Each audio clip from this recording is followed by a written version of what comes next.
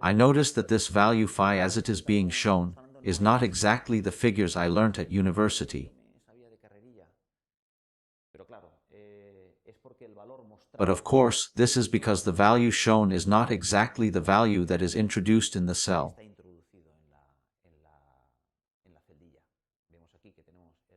We see here that we have the particular value of the number phi. It has many decimal places. In fact, Excel always works with great precision. But what it shows us here are the numbers that fit.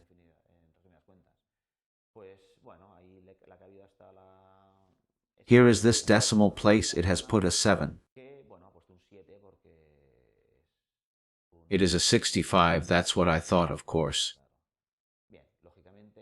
Logically, we can widen the column and they will more or less fit. For example, the 3.1416 does ring a bell. It is not exactly. It was 592. Not 593, but 592.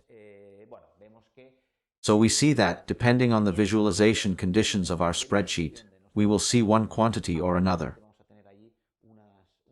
But what can be rest assured?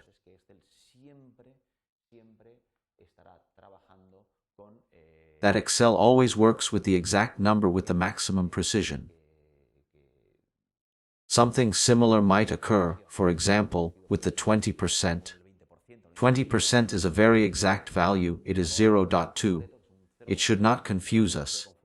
If we assign a numerical format general from accounting, we see that it is 0.2. Or even modify a date. These are numerical data. February 2, 2002 is a date format, but it is also a number. What number? It is a very interesting number that I can see here. It does not fit. But that doesn't mean that it's not there, and we see that here it is 37, 0 and a bit. We must not be fooled by what we see, which depends on the visualization conditions of our spreadsheet, with the real contents of the cells.